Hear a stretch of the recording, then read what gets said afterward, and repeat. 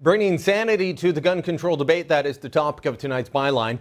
We don't know all the answers. There are still many questions left to be answered. But that hasn't stopped calls in the U.S. and Canada for stronger gun laws in the wake of the Navy Yard shooting.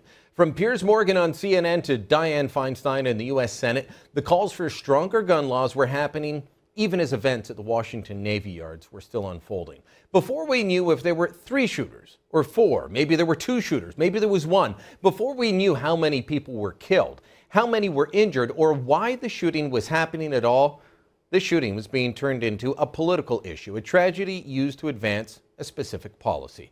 Maybe it really is, as Obama's former chief of staff turned mayor of Chicago, Rahm Emanuel, said, never let a crisis go to waste. Of course, the fact that this shooting happened in an area of the U.S. with the strictest gun laws, that it happened in a gun-free zone, according to many reports. Yes, apparently Navy Yards are gun-free zones. And the fact that it happened with a former military man, one that was a military contractor with secret clearance, well, that should show that not much could have stopped this. Hasn't stopped the debate, though. Aaron Alexis, a New York native, recently a resident of Fort Worth, Texas, is the man believed to be the lone gunman in the shooting. What do we know about him? We know he worked at a Thai restaurant and seemed nice and harmless to those that knew him. Very polite, very friendly man. I got to know him 2 years ago when he first started helping out at the restaurant. And he just had a excitement for life. We also know that Aaron Alexis was a convert to Buddhism. He was involved with the local temple and the local Thai community in Fort Worth. What else do we know about him? The Associated Press reports that Alexis suffered from, quote, a host of serious mental issues, including paranoia and a sleep disorder. The portrait built from interviews with friends bounces between the chill, easygoing Buddhist convert and a man who was angry and had problems and previous incidents involving guns and police. Several media reports, including again the AP, tell us that in September 2011, Alexis was arrested after a shooting. Well, he shot through the ceiling of his apartment. The call came in when a neighbor told police that she was nearly shot by a bullet and noticed a hole in her floor. But that incident was deemed an accident. No charges were laid. But back in May 2004, Alexis was arrested in Seattle when he reportedly shot out the tires of another man's vehicle. That incident was described by Alexis himself as happening during an anger-fueled blackout. Law enforcement officials have said Alexis heard voices and he was medicated as part of his treatment. Another thing to point out, Alexis was, according to friends, quite occupied with playing first-person shooter video games. The Daily Telegraph reports he would play up to 16 hours a day. One acquaintance described him as being obsessed with the games. Just raising that point will have lovers of video games like Call of Duty, World of Warcraft, or Resident Evil standing up and saying, well, hold on, you can't ban video games just because this guy was obsessed with them. Well, exactly, and I wouldn't suggest that, but, well, one crazed man with a history of mental health issues and incidents with police, that doesn't require banning and restricting video games for the millions of regular people that enjoy them. So why is it different when guns are involved? Millions of people own guns responsibly. Why, when a mentally unstable person commits a horrific crime, does the automatic answer turn out to be finding a way to punish the law-abiding gun owner? Yesterday's shooting was a tragedy, but once again, the real culprit is not an inanimate object. The real culprit is not the lack of policy or a different policy. The real culprit is a man, an individual that suffered from mental illness. As the fog of commentary from all sides clouds the issue, we'd be wise to remember that. And that's the Byline. We'll continue with this investigation, but certainly as I look at, for example, sequestration, which is about saving money in the federal government being spent, you know, obviously 12 people have paid the ultimate price. Unreal. Vincent Gray, mayor of Washington, trying to link the shooting to budget cuts, sequestration. Ben Shapiro joins us now from Los Angeles to talk about this. And Ben, this is one of those debates that won't go away. And every time that something terrible happens, there's a lot of finger pointing. It's never finger pointing at evil individuals committing evil acts. It's evil inanimate objects or evil budget cuts. Yeah, it's always something. It's never the person who's actually responsible or the government that should have stopped this guy. As it turns out, the shooter Aaron Alexis should have had a background check from the Navy. The background check basically came up clean, so he had clearance to go into this base in the first place. And then once he got onto the base, nobody had a gun because they have all of these regulations in place to prevent military members. How does that happen? I was saying that in the monologue. The Navy Yard is a gun-free zone, and that boggles my mind. You know, I was in the reserves. We had an armory where we would keep rifles. We didn't walk around with rifles all day, but it wasn't, we're on base, you can't have anything. Yeah, well, I mean, that's been the regulation in the United States since about 1993 when Bill Clinton decided that Army personnel, military personnel shouldn't be able to carry their personal weapons and they shouldn't be authorized to carry any other sort of weapons. It's actually even true overseas, at overseas bases for the United States. And obviously it's worked out just spectacularly for both the people at Fort Hood and the people who are experiencing this, you know, in Washington today.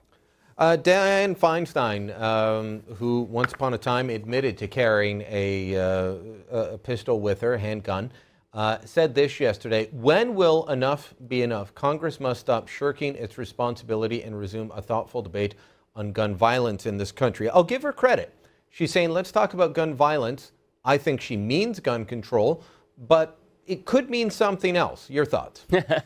No, it means gun control. And one of the most irritating tactics of folks on the left is saying, when will enough be enough? Why can't we all just say enough to these bloody shootings? Nobody would like these shootings. The question is, how do we mitigate them? How do we stop them? How do we prevent them? And the answer is not always necessarily gun control. What the left likes to do is they like to create this kind of unearned moral sense of superiority in which they say, well, you know, we care more, and therefore when our prescription is correct, well, we'd like some facts, we'd like some evidence. That would be really nice, as opposed to you just saying things off the top of your head and then assuming that you care more and those who disagree with you are bad human beings. I spent about a week with John Lott hearing firsthand all the different instances where gun control has not worked, what the real stats say. I mean, but, you know, your friend Piers Morgan, who you've done battle with, you had John on last night where he just wouldn't listen to John actually give stats. He just kept speaking louder over him.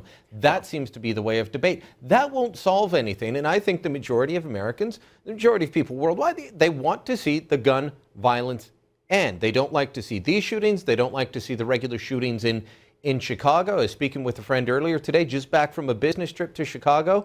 That's a city I know and love well, but it is on its knees due to gun violence.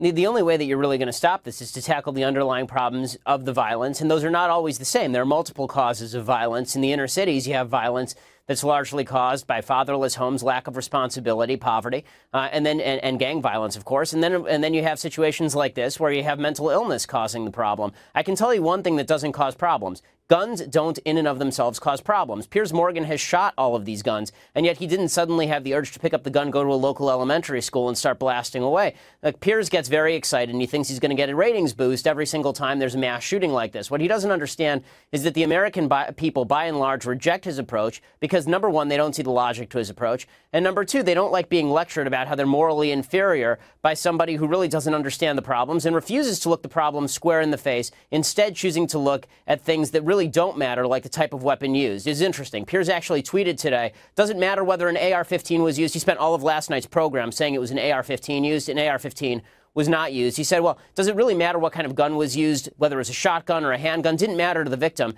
And the question is whether these folks are really prepared to ban all guns. If they are prepared to ban all guns, let's have that discussion. If not, stop lying to the American people. Dianne Feinstein's big push after Sandy Hook was to say an assault weapons ban. That would not cover a shotgun.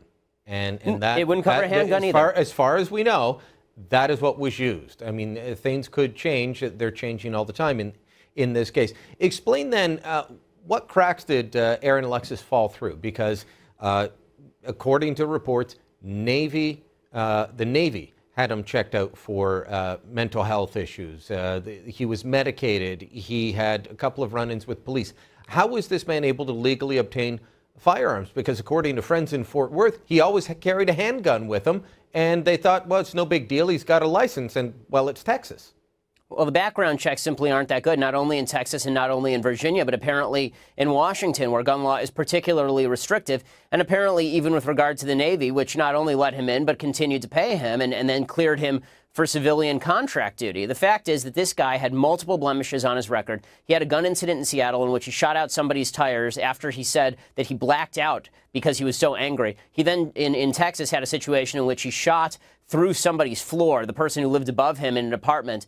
He shot a gun through the floor and then suggested that it was because he was cleaning his gun while he was cooking. He had another incident in Florida. He had 8 different blemishes on his Navy record, and he'd been treated by the Veterans Administration since August for mental illness, and apparently he was hearing voices. Somehow this guy was given clearance to get onto the Navy base in the first place. Forget about him and acquiring guns. If you're a bad person in the United States, there's a pretty good shot that you can acquire a gun no matter what. The bigger question is, how do you get access to a heavily secured Navy base in the first place, and you're given clearance by the U.S. government? I mean, this is the second person in the last few months who we've seen had access to things they shouldn't have access to based on clearance level. Whether you're talking Edward Snowden or whether you're talking Aaron, this particular fellow, you're looking at a government that has failed on virtually every count, and the left is looking and saying we need more government. They believe that they can decide whether you can have a gun. They're good to clear you, just not this guy. Ben, great talking as always. We'll chat again soon. If you want to see Ben Shapiro in person, of course, he is coming to Ottawa for an event. He'll be the keynote speaker at the Maple Leaf Dinner in Ottawa, November 5th. Email me for information. Byline@sunmedia.ca.